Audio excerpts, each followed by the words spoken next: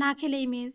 বিশ্বাস করেন মাত্র ৫ মিনিটেই গরু বা খাসির মগজ পরিষ্কার, মুখে লেগে থাকার মতো স্বাদের ব্রেন মাসালা ফ্রাই রান্না করার একেবারে পারফেক্ট রেসিপিটাই আজকে আপনাদের সাথে শেয়ার করব। আসসালামু আলাইকুম। আমি আজকে আপনাদের করে দেখাবো গরু বা খাসির মগজের মাসালা ফ্রাই। তো আমার রেসিপিগুলো যদি আপনাদের ভালো লেগে থাকে তাহলে আমার চ্যানেলটাকে সাবস্ক্রাইব করতে ভুলবেন না। আর আমার প্রতিটা ভিডিওর নোটিফিকেশন সবার আগে পেতে বেল বাটনে একটা ক্লিক করে দেবেন। এখন প্রথমেই আমরা মাসালা ফ্রাইয়ের জন্য মগজের প্রিপারেশনটা দেখে নেব। তাই এখানে আমি একটা গরুর সম্পূর্ণ মগজটাই নিয়ে নিয়েছি। এখন এই মগজটা পরিষ্কার করার জন্য প্রথমেই আমরা মগজের মধ্যে পর্যাপ্ত পরিমাণ ঠান্ডা পানি দিয়ে দেব। এরপর মগজটাকে বাম হাতে তুলে ডান হাত দিয়ে ঠিক এভাবেই আলতো হাতে মগজের যে শিরা উপশিরাগুলো আছে সেগুলোকে পরিষ্কার করে নেব। আর এই কাজটা আমি ঠিক কী করে করছি সেটা আপনারা ভিডিওটা দেখলেই কিন্তু খুব সহজেই বুঝতে পারবেন। জাস্ট একটু সময় আর ধৈর্য নিয়ে মগজের ওপরে যে পাতলা আবরণটা থাকে সেটা তুলে নিলেই কিন্তু শিরা আর উপশিরাগুলো খুব সহজেই আপনার হাতে চলে আসবে। এরপর হালকা হাতে টেনে শিরা আর উপশিরাগুলো পরিষ্কার করে নিলেই কিন্তু মগজটা একেবারে ক্লিন হয়ে যাবে। দেখুন সম্পূর্ণ মগজটা থেকেই কিন্তু আমি শিরা আর উপশিরাগুলো পরিষ্কার করে নিয়েছি। আর এ পর্যায়ে আজকে মগজটা যেহেতু আমরা মাসালা ফ্রাই করব, সেই সাথে মগজের মধ্যে যে একটা স্মেল থাকে সেটা যেন পুরোপুরিভাবে চলে যায়, তাই চুলার প্রিপারেশনে চলে যাব। তাই এখানে আমি চুলার মিডিয়াম হিটে একটা প্যানের মধ্যে দিয়ে দেব পর্যাপ্ত পরিমাণ ফুটন্ত গরম পানি। আর দিয়ে দেব 1/4 চা চামচ হলুদ গুঁড়ো, 1/4 চা চামচ লবণ, হাফ চা চামচ আদা এবং রসুন বাটা, 1 চা চামচ সাদা ভিনেগার অথবা লেবুর রস, সেই সাথে এরকম 1 স্লাইস লেবু। এরপর এই সবগুলো উপকরণ খুব ভালোভাবে একসাথে মিশিয়ে নিয়ে প্যানে ঢাকনা দিয়ে দেব যেন পানির মধ্যে খুব ভালোভাবে একটা বলক চলে আসে। আর এই পর্যায়ে আগে থেকে পরিষ্কার করে রাখা সম্পূর্ণ মগজটাই বলক আসা পানির মধ্যে দিয়ে দেব এবং প্যানে ঢাকনা দিয়ে দেব 6 মিনিটের জন্য। তবে অবশ্যই মাঝে 3 মিনিট পর একবার ঢাকনা তুলে মগজটা জাস্ট হালকা হাতে উল্টে দেবেন। এরপর আবারও 3 মিনিটের জন্য ঢাকনা দিয়ে দেব। দেখুন 6 মিনিট বলক আসা পানির মধ্যে জাল দেওয়ার কারণেই কিন্তু মগজের মধ্যে থাকা এক্সট্রা স্মেলটা পুরোপুরিভাবেই চলে গেছে।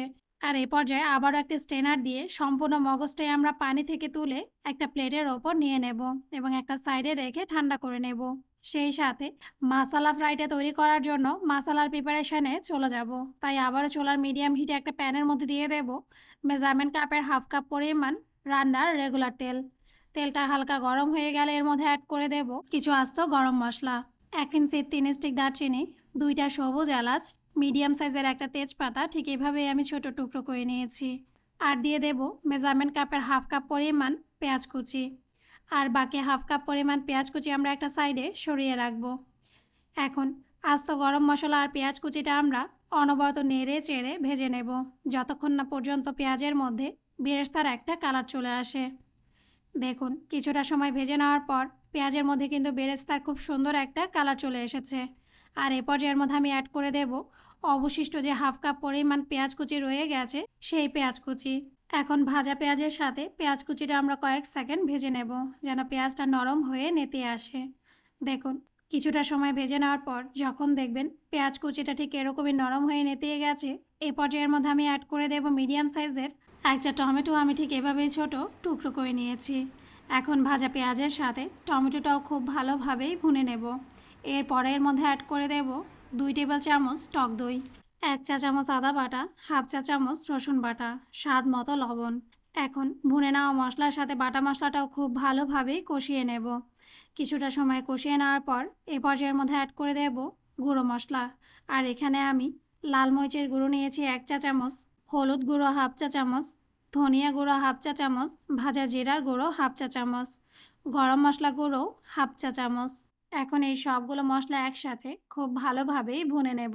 ভুনে নেওয়ার পর এ পর্যায়ের মধ্যে আমি অ্যাড করে দেব সামান্য পরিমাণে একটু পানি। এখন পানি আর ভুনে নেওয়া মশলাটা আবারও খুব ভালোভাবে একসাথে নেড়ে চেড়ে প্যানে ঢাকনা দিয়ে দেব 5 মিনিটের জন্য যেন মশলাটা কষানো হয়ে যায়। 5 মিনিট পর দেখুন মশলাটা কিন্তু খুব ভালোভাবে কষানো হয়ে গেছে। আর এ পর্যায়ে একটু খেয়াল করুন মশলা থেকে কিন্তু তেলটা আলাদা হয়ে গেছে। এখন এই ভুনে নেওয়া মশলার মধ্যে আমি অ্যাড করে দেব আগে থেকে যে মগজটা আমরা পরিষ্কার করে রেখেছিলাম সম্পূর্ণ মগজ। তবে তার আগে অবশ্যই একটা ছুরি দিয়ে মগজটা আমরা ঠিক এভাবেই ছোট টুকরো করে কেটে দেব। এতে মগজ মাসালা ফ্রাইটা দেখতে অনেক বেশি ভালো লাগে। এখন মসলা আর মগজটাকে আবার খুব ভালোভাবে একসাথে ভুনে নেব। দেখুন কিছুটা সময় ভুনে নেওয়ার পর মগজের গায়ে মসলা খুব সুন্দর করে লেগে গেছে। আর এ পর্যায়ে এর মধ্যে আমি আবারও সামান্য পরিমাণে একটু পানি দিয়ে মসলা আর মগজটাকে ভুনে নেব, যেন মগজের মধ্যে কোনো রকম কাঁচা গন্ধ না থাকে। এখন প্যানে ঢাকনা দিয়ে দেবো যেন মগজটা খুব ভালোভাবে মশলার মধ্যে রান্না হয়ে যায়। দেখুন 7 থেকে 8 মিনিট রান্না করে নেওয়ার পর মগজের গ্রেভিটা কিন্তু অনেকটাই ঘন হয়ে গেছে এবং তেলটাও আলাদা হতে শুরু করেছে। আর এই সময়ের মধ্যে আমি অ্যাড করে দেবো 4 থেকে 5টা আস্ত কাঁচামরিচ। আর একটু খেয়াল করুন, আমি কিন্তু মরিচগুলো হাত দিয়ে ঠিক এভাবে মাঝখানে ভেঙে দিয়েছি। আর মাসালা মগজ ফ্রাইয়ের জন্য কিন্তু অবশ্যই এই কাঁচামরিচটা ব্যবহার করবেন, এতে মাসালার স্বাদ বেড়ে যাবে কয়েক গুণ। এখন প্যানে ঢাকনা দিয়ে দেব 5 মিনিটের জন্য। 5 মিনিট পর তৈরি হয়ে গেছে মগজের মাসালা ফ্রাই। তবে এই মাসালা ফ্রাইয়ের স্বাদটা আরও কয়েক গুণ বাড়িয়ে দিতে ওপর থেকে 1 থেকে 1.5 টেবিল চামচ পরিমাণ ধনিয়া পাতা কুচি ছড়িয়ে দেব। আর এরই সাথেই কিন্তু তৈরি হয়ে গেছে সেরা স্বাদের মগজের মাসালা ফ্রাই।